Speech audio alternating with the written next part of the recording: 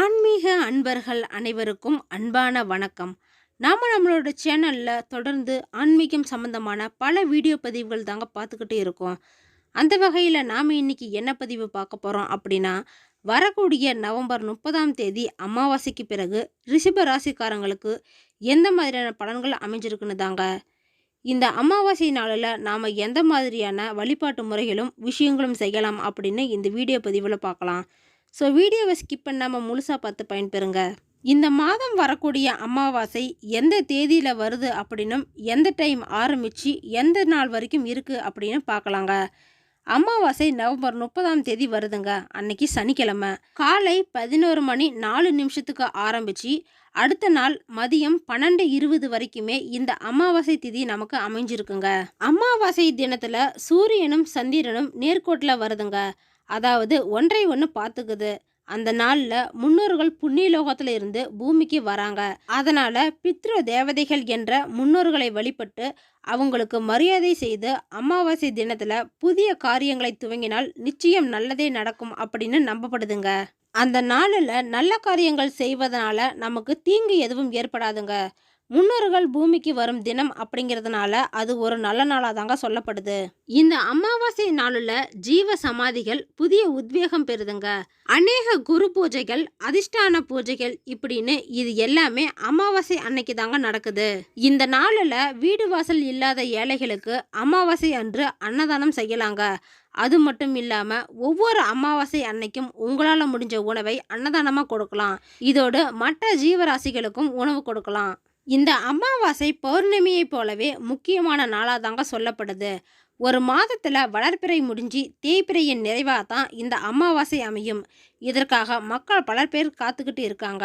ஏன்னா இந்த அமாவாசையில் குலதெய்வ வழிபாடு, முன்னோர்களின் வழிபாடு, புதிய காரியங்களை தொடங்குவது இப்படின்னு இன்னும் பல விஷயங்களை செய்யறதுக்காக.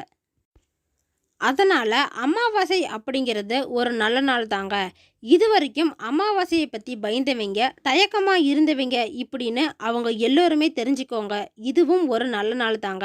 தெய்வ வழிபாட்டிற்கு புதிய காரியங்களை தொடங்கவும் ஏற்ற நாளாக தான் இந்த அமாவாசை நாள் நமக்கு அமைஞ்சிருக்குங்க. இந்த அமாவாசை நாளில் குலதெய்வம் இருக்கும் இடத்துக்கு போயிட்டு வர்றதும், குலதெய்வத்திற்கு விளக்கு ஏற்றி அபிஷேகம் செய்து வழிபடுறதும் ரொம்பவே நல்லதுங்க. இது மாதிரி குலதெய்வ கோயிலுக்கு போக முடியாதவங்க உங்களோட இஷ்ட தெய்வம் இருக்கிற இடத்துக்காவது போயிட்டு வழிபடுங்க, நல்லது நடக்கும். உங்களால் குலதெய்வ கோயிலுக்கு போக முடியல அப்படின்னாலும் வீட்டிலேயே அன்னைக்கு விரதம் இருந்து வழிபடுங்க, அதுவும் நல்லது தான். அது மட்டும் இல்லாமல் குலதெய்வம் தெரியாதவங்க கூட முருகனையோ அல்லது அம்பாளையோ குலதெய்வமாக எடுத்து இந்த அமாவாசை நாளில் வழிபடுங்க. இது மாதிரி யாரெல்லாம் அமாவாசை அன்னைக்கு குலதெய்வம் கோயிலுக்கு போயிட்டு வந்திருக்கீங்க அப்படின்னு கமெண்ட் பாக்ஸில் சொல்லுங்க.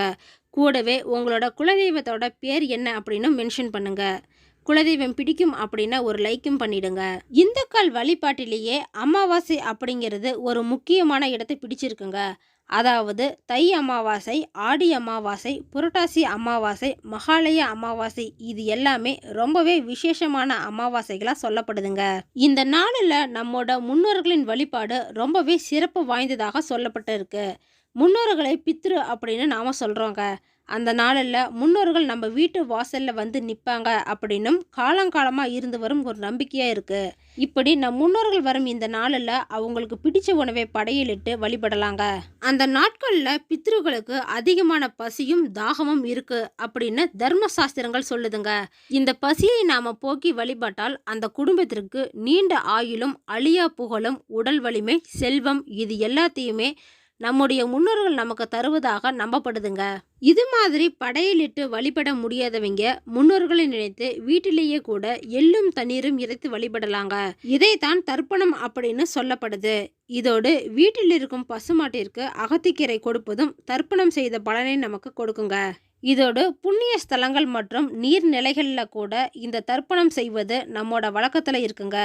இதனால் நமக்கு இருக்கும் பித்ரு தோஷங்கள் நீங்கி நமக்கு தெரிஞ்சும் தெரியாமலும் செய்த தவறுகளும் பாவங்களும் நீங்கி எல்லா வகையான சகல சௌபாக்கியங்களும் நம்மோட முன்னோர்கள் நமக்கு அருள்வாங்க அப்படின்னு மக்கள் இன்றளவிலும் நம்புறாங்க. இந்த அமாவாசை நாளில் அவங்களுக்கு பிடித்த உணவை செய்து படையலிட்டு அதை காக்கைக்கு சாப்பிட வைப்பாங்க. இதன் மூலியமா நம்மோட முன்னோர்களே காக்கை உருவத்துல வந்து உணவை சாப்பிடுவதாக காலங்காலமே உள்ள நம்பிக்கைங்க. இந்த அமாவாசையை பத்தி கருட புராணத்தில் முன்னோர்களுக்கு என்ன செய்ய வேணும் அப்படின்னு சொல்லி இருக்குங்க. இது பெருமாள் கருடனுக்கு போதித்தது போல அமைந்திருக்கு. இந்த நாளில தான் கண் திருஷ்டியை போக்க வீடுகளிலும் தொழில் செய்யற இடங்களிலும் பூசணிக்காய் உடைத்து வழிபடுறது வழக்கமா இருக்குங்க. நம்முடைய முன்னோர்கள் காலத்துல இருந்தே இப்ப இருக்கிற நடைமுறை காலம் வரைக்கும் இது செஞ்சிட்டு இருக்காங்க. இது மாதிரி அமாவாசையை பற்றி நீங்கள் இன்னும் நிறைய தெரிஞ்சிக்க ஆசைப்பட்டீங்கன்னா நம்முடைய சேனலில் பல வீடியோ பதிவுகள் இருக்குங்க. அது எல்லாமே போய் விசிட் பண்ணி பாருங்கள். அந்த வகையில் இந்த மாதம் வரக்கூடிய அமாவாசைக்கு பிறகு ரிஷப ராசிக்காரங்களுக்கு எந்த மாதிரியான பலன்கள் கிடைக்க போகுதுன்னு பார்க்கலாங்க. ரிஷப ராசிக்காரங்க சுக்கிரனை ராசி அதிபதியாக கொண்டிருக்காங்க. அதனால இவங்களுக்கு தனவரவுல எந்த குறையுமே இருக்காதுங்க. சொத்துக்கள் மற்றும் பொருளாதார பிரச்சனை இல்லாமலும் வாழ்வாங்க. ரிஷப ராசிக்காரங்களை பொறுத்த வரைக்கும் இந்த மாதம் ரொம்பவே நல்லாதாங்க இருக்கு. ராசியில இருக்கும் குரு பகவான் பின்னோக்கி பயணம் செய்தாலுமே கூட உங்க ராசியிலே தான் இருக்கிறாரு. அதனால உங்களை நீங்களே சரி செய்ய பார்ப்பீங்க. நீண்ட நாட்களுக்கு முன்னாடி பிரிஞ்சிருந்தவங்க கூட ஒன்று சேருவீங்க. குடும்பம் நண்பர்கள் இப்படின்னு ரொம்ப நாளாக பிரிஞ்சிருந்தவங்க கூட இப்போ ஒன்று சேர்ந்து பார்த்துக்குவீங்க. 8ஆம் இடத்துல சுக்கிரன் அமையறாரு. ராசிநாதனா இருக்கக்கூடியவர் 8ஆம் இடத்துல அமர்வது உடல் நலத்துல கொஞ்சம் பாதிப்பு ஏற்படுங்க. தூக்கம், உணவு, வயிறு சம்பந்தமான பிரச்சனைகள் மீது கொஞ்சம் கவனமா இருந்துக்கோங்க. அதிக அலைச்சலால உடல் நலத்தை பாதிக்குங்க. அதனால பயணங்களை தவிர்த்துக்கோங்க. சில பேருக்கு உடல் நலத்துல சளி, காய்ச்சல், இஎன்டி ப்ராப்ளம் இது மாதிரி ஏதாவது ஏற்படலாங்க. அதனால இந்த மாதம் உங்களோட உடல் ஆரோக்கியத்துல ரொம்பவே கவனமா இருங்க. 7ஆம் இடத்துல சூரியன் இருப்பது, 4ஆம் பாவாதிபதி 7ஆம் இடத்துல அமர்வது அப்படிங்கிறது மிகப்பெரிய சிறப்பான நேரத்தை நமக்கு தருதுங்க. இனிமையான இல்லற வாழ்க்கை அமையும். கணவன் மனைவிக்கிடையில நல்ல ஒரு புரிதல் ஏற்படுங்க. கொடுக்கல் வாங்கல்ல கூட சிறப்பான காலகட்டமா தாங்க இது இருக்கும். புதிய ஆடை ஆபரணம் வாங்கி மகிழ்வீங்க. புதிய நட்பு, புதிய உறவு இப்படின்னு இந்த மாதத்துல ஒரு சிறப்பான நாளா அமைஞ்சிருக்குங்க. நீண்ட நாட்களா பிரிந்திருந்த கணவன் மனைவியும் ஒண்ணு சேர்ற வாய்ப்பு இருக்குங்க. மனம் விட்டு பேசி புரிஞ்சுக்குவீங்க. வேலை விஷயமா வெளிநாட்டுக்கு போயிருப்பவங்க கூட இப்ப குடும்பத்தோடு ஒண்ணு சேருவீங்க. மகிழ்ச்சியான வாழ்க்கையை அடுத்த கட்டத்துக்கு எடுத்துட்டு போவீங்க. இந்த 7ஆம் இடத்துல சூரியன் அமையறதுனால பார்ட்னர்ஷிப் தொழில் செய்யறவங்களுக்கு ரொம்பவே அற்புதமான வாய்ப்புகள் தேடி வந்து சேருங்க. அன்றாட வாழ்க்கை பொழுதுல உங்களுக்கு மகிழ்ச்சியான சூழ்நிலை தான் உருவாகும். இப்படிப்பட்ட அருமையான சூரிய பலத்தால சிவகடாச்சம் அமைஞ்சிருக்குங்க. உங்களுக்கு பக்கத்துல இருக்கக்கூடிய சிவன் கோயிலுக்கு போயிட்டு வாங்க. ஆலய தரிசனம், கோபுர தரிசனம் இதையெல்லாம் செய்யுங்க. உங்களுக்கு சிறப்பான காலகட்டமா இது அமைஞ்சிருக்கு. படிக்கிற குழந்தைகளுக்கு அதிகமான படிப்புக்காக உழைப்பீங்க.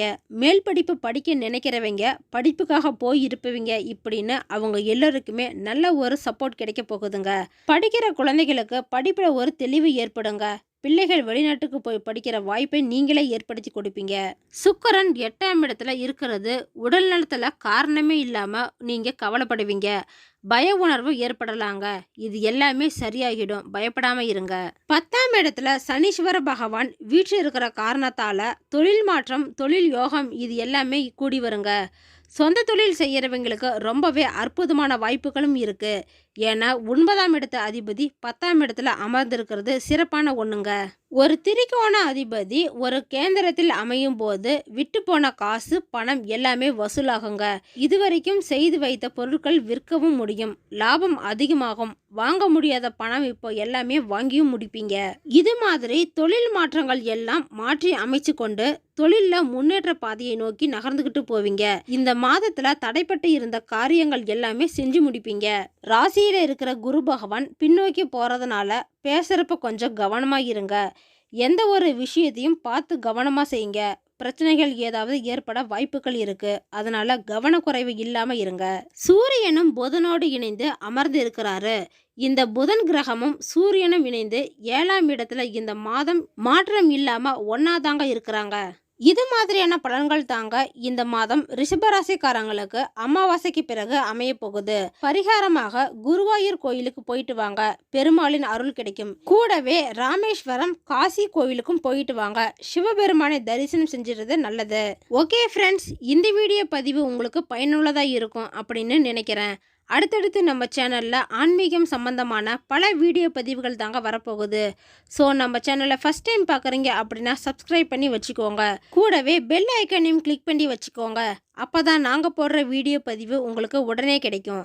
இந்த வீடியோ உங்களுக்கு பிடிச்சிருந்தா லைக் பண்ணுங்கள், ஷேர் பண்ணுங்கள், கமெண்ட் பண்ணுங்கள்.